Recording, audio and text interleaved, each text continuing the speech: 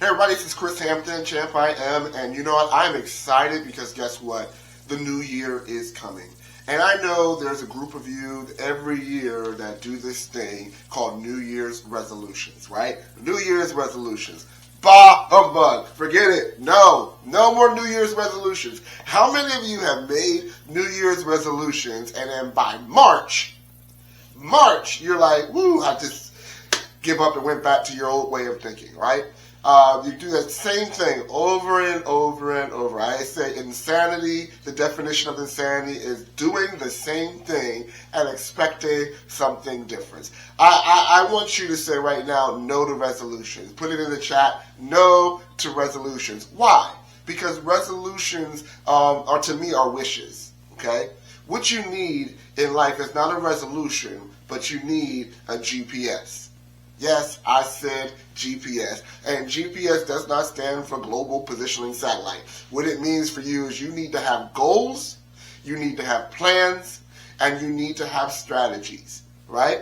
In order for you to have goals is basically the object or your aim. What are you aiming at this year? And that's what we do. We have resolutions, and resolutions by themselves is what I'm having an issue with, because a resolution is another way of saying I want to have a goal and I want to commit to making sure that I have this goal, but your level of commitment is based off of your level of planning, which is the plan, right? But most of us don't have a plan. Okay, we have the goal, we have the wish, we make the resolution, and we're saying I'm going to lose weight for the third year in a row, and I go to the gym and I'm done by March. Why? Because you didn't take the time to make a plan of how you're going to make that new goal of losing weight a reality. It's more than just going to the gym, right? The gym is a part of it.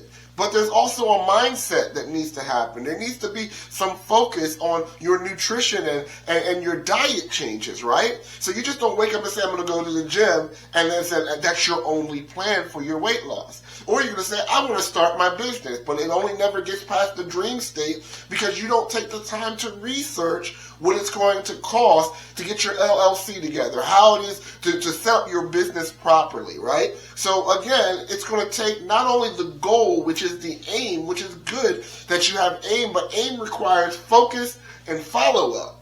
And the follow-up to that is being able to create a plan. And what a plan is when you decide in advance. It's a proposal that you make to yourself in advance. So the other issue that you have with the resolution is you wait until December 31st to make the resolution or make up your mind that you want to make a change, right? But there's no plan. So you end up walking into the new year with no plan.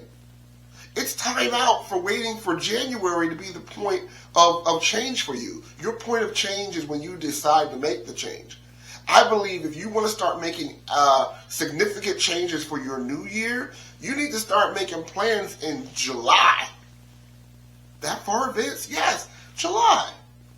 Start going in there, whatever you're aiming for, and make sure that you take the time to put some mental foresight in planning what you want to see happen in your life. And if you want to wait till January, that's fine. But don't expect the magic to happen automatically, because everything that you need to make change is going to take time. If you want to get out of debt, then what is your plan to get out of debt, right? How are you going to change your mindset about getting out of debt? How are you going to change your spending habits, right? Because you want to get out of debt, right? So that requires planning, and your planning is going to require commitment. And then strategies are planning just in the long form of planning. It's the long distance version. You're not just seeing the 3-month view of yourself. You're seeing the 6-month view of yourself. And the good thing about strategy is where when you start to strategize, you start to make room for the uh-ohs. You start to make room for when life starts lifing. Because that's the other issue with resolutions, is that if you don't have a plan and you don't have a commitment to a plan, when life starts lifing, the goal or the dream goes out the window. But when you take the time to pre-plan for the bumps in the roads and you say, well, I have a strategy for that, I have a pivot for that, that no matter what happens your way, you're prepared for the pivot, right? That's where your strategy comes in. You see, I want you to succeed in this next coming year. Don't let this year be another year where let life life you.